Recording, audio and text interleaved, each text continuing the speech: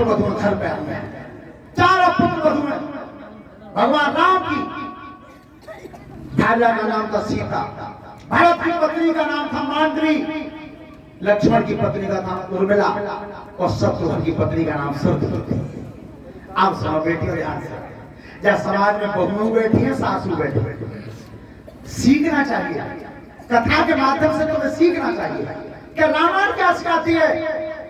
आप देखा तुम्हें मोह दिखरावनी होती है बहू की, होते तो कोई तो ना देना में दे जाए तोड़ियां, कोई दे जाए घड़ी, कोई दे जाए रुपया, कोई दे जाए धोती, लेकिन सबसे ज्यादा कीमती चीज कौन देता है? जो लड़का की माँ होता है, असली सास है। तो आज सीता जी की मौत दिखरावनी की सबसे पहले केकई ने। एक बात और बताऊं मैं तुम्हें, भगवान श्री प्रभु राम का सबसे ज्यादा कोई प्यार करती थी तो वो केकई करती थी। तो केकई जैसे सीता जी का घूंघट खोला, तब कही बेटी सीता, अयोध्या में जितने भी राजभवन बने हुए हैं, सबसे ज्यादा सुंदर राजभवन मेरे पास है, सोने का, पूरा राजभवन सोने का। तो बेटी आज से मोह दिखरावनी में वो मैंने अपना सोने का राजभवन तुझे। दूसरे नंबर पर सुमित्रा उन्होंने चूड़ामणि दी सीता जी को। अब नंबर आवे असली सास को, कौशल्या। अब कौशल्या घूंघट पकड़ बैठी, भगवान हम ये काम नहीं, क्योंकि सबसे ज्यादा कीमती वस्तु तो दे दी केकई ने। तो कौशल्या घूंघट पकड़े बैठी तो दिया क्या कि सीता बेटी संपत्ति तो कोई बची नहीं, लेकिन आज से ध्यान रखना, कौशल्या ने अपनी बहू सीता को मोह दिखरावनी में वो चीज दी, यहां से लेकर वहां तक सबको अच्छी लगेगी वो चीज दिया। तो दिया क्या? अच्छा लग जाए तो प्रेम से भगवान राम के नाम की तारीफ बजाना कि कौशल्या ने जब घूंघट पकड़ा तब कही बेटी सीता, संपत्ति मेरे पास अब कोई नहीं है, क्योंकि केकई ने सबसे ज्यादा अमूल्य चीज दे दी। तो बेटी सीता आज से मोह दिखरावनी में मैंने अपना बेटा राम तुझे ये दिया मोह दिखरावनी में। और आज सास बहू में झगड़ो है जावे तो बहू कह रही है सास तेरे टुकरिया में आदमी कमाई खा जाता तो मार रही है। बेटी तुम्हारे आदमी से पहले तो उस महतारी का अधिकार है जिसने पाल कर रखा है, जिसने 18-20 साल का करके तुम्हारा आदमी बनाया है, तो सर्वप्रथम अधिकार है तो महतारी का। और सुनो जितो बहुओं पिता रही, अब तुम सुनो माता जी, जिन जिन के यहाँ बहू है, अगर का उतरे गरीब घर से कोई बहू आ गई है और 18वीं भर के कुंडल बाप ने बनवा दें तो माता जी शोभा तब दे गई, तब बहू 18वीं भर के कुंडल पहने आई है, सास 5 तोले के झाड़े पहने बैठी है, शोभा नहीं देगी। शोभा कब देगी? तब मैया जी कह देवे कि बेटी आज कुंडल तो दे दे, मोयो जे झाड़ी ले ले, तो शोभा देगी। ऐसे नहीं सब समय, आज समय बहू का है, कुछ दिन समय पहले तुम्हारा था और थोड़े दिन बाद समय किसी और का आएगा। ये समय का जो परिवर्तन है इसी का नाम तो प्रकृति है। तो काय को खानेदारी पकड़े बैठी हो जी तो जोगी में ही है, ये काऊ की ना है, ये काऊ की तुम्हारी आज बहू की कल का और की हो गई।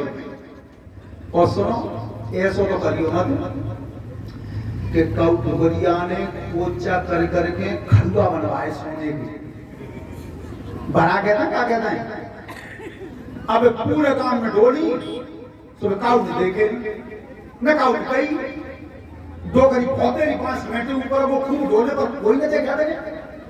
तो टुकरिया किससे आगे से मरैया नाच, जो मरैया नाच लगी 4 रातें मेले बारह को हाजी भैया टुकरिया मरैया लगी, चलो आज मुझे आ सुबह पार्टी भर भर के मार रहे।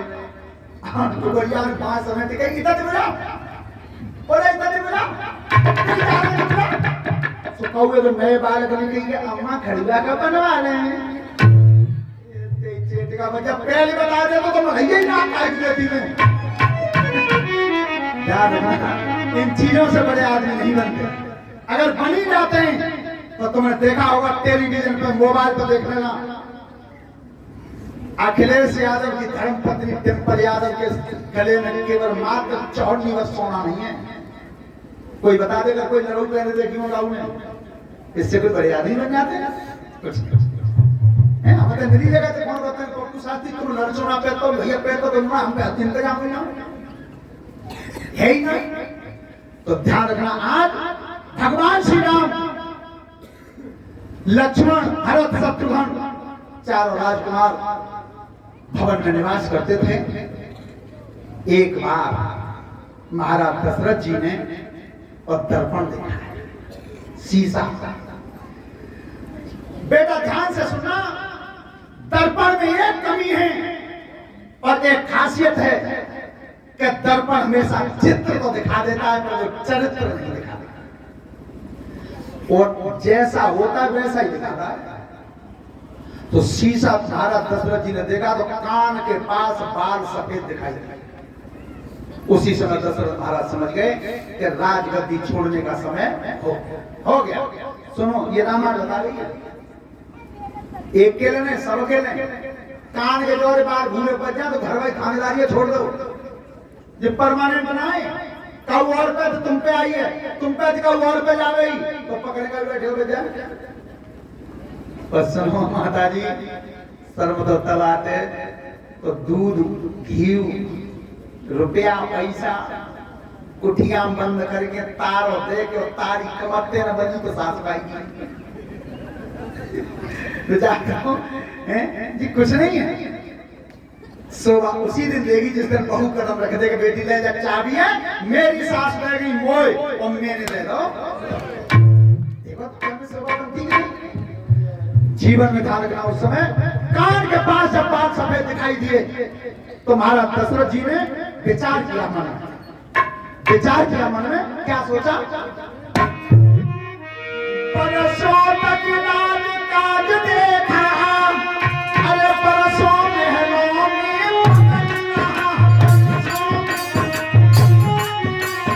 परसों यूं फलफली करना और परसों